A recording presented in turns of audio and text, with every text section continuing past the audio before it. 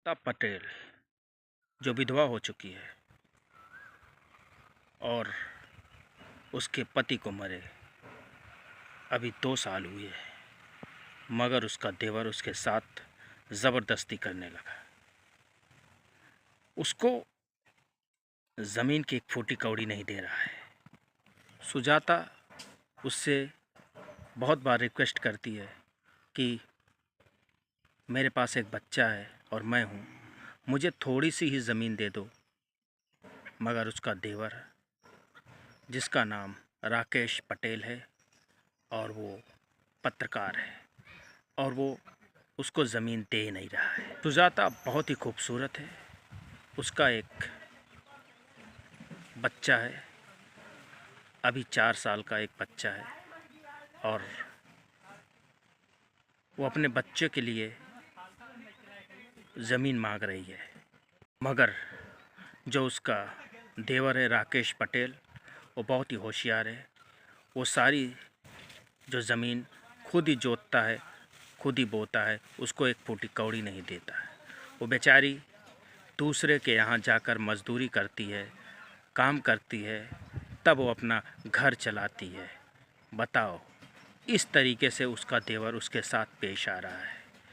एक दिन क्या होता है दोस्तों, वहाँ के जो प्रधान हैं रघुवीर यादव जो प्रधान हैं ग्राम देवरिया, ज़िला गाज़ीपुर के जो देवरिया गांव के जो प्रधान है, वो बहुत ही अच्छे इंसान हैं। वो उनके पास जाती है सुबह सुबह और अपनी सारी दास्तां उन्हें बताती है।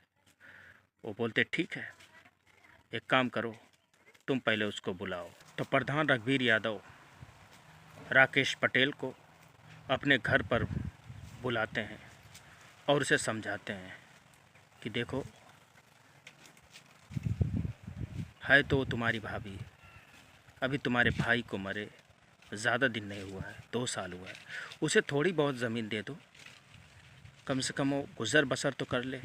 बेचारी दूसरे के यहाँ जाती है, काम करती है, तब उसका पेट भरता है। मगर राकेश पटेल बहुत ही ख़तरनाक आदमी है और ऊपर से पत्रकार भी है, तो दिमाग ज़्यादा लगाता है। वो बोलता है, देखो प्रधान जी, मैं उसे ज़मीन दे दूं, मगर वो बहुत ही गंदी औरत है, बदचलन है, उसका ना जाने कितने लोगों से अफेयर है। समझ रहे हैं आप? वो बोलता है ठीक है तुम्हारी बात, तुमने बोलता है ठीक है तुम्हारी बात मानता हूँ, मगर अगर ऐसा होता तो गांव में अभी तक वो बदनाम हो गई होती। ये तुम कह रहे हो ना, तुम्हारे कहने से क्या होता है, मैं तो उसे कभी देखा नहीं। बोलता मैं उसे देखा हूँ इसीलिए। तो बोलता है ठीक है, तो तुम ज़मीन दे रहे हो कि नहीं? वो बोलता नहीं, मैं एक फूटी कौड़ी भी नहीं दूंगा।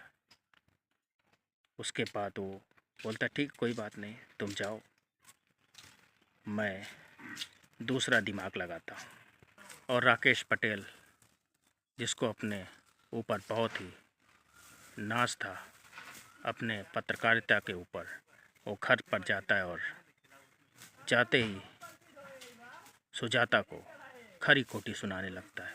तुम प्रधान के यहाँ जाकर ऐसा ऐसा कर रही थी, तुम एकदम गिरी हुई औरत हो, तुमको मैंने कितने लोगों के साथ देखा है, तुम क्या क्या करती हो। हाँ, ये बात सुनकर सुजाता की आँख में आंसू आ जाता है और वो रोने लगती है।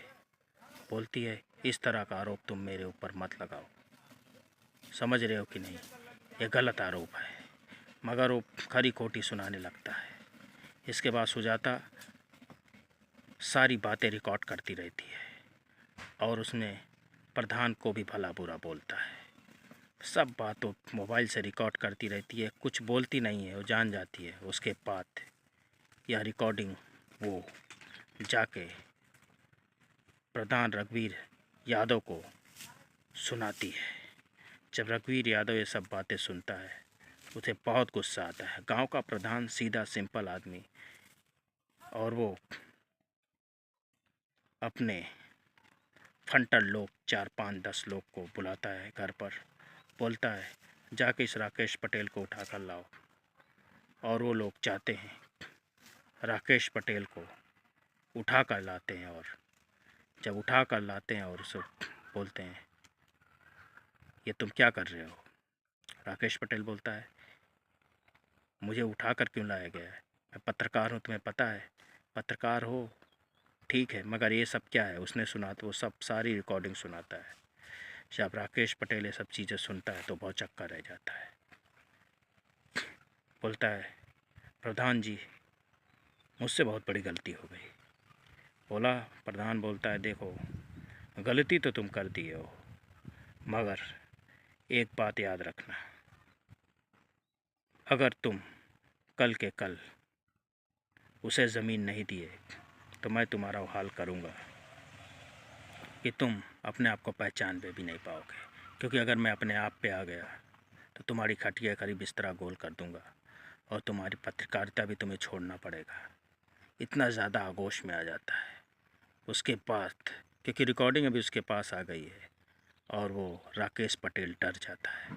वो जाके सुबह अपनी भाभी के पाँव में गिर जाता है और बोलता है मुझसे बहुत बड़ी गलती हो गई। आओ मैं तुम्हारे ऊपर पता नहीं क्या क्या कमेंट किया बिना जाने सोचे समझे, क्योंकि तुम मेरी भाभी हो और मैं तुम्हें ये ज़मीन देता हूँ। राकेश पटेल ज़मीन देता है और उसकी भाभी से माफ़ी भी मांगता है।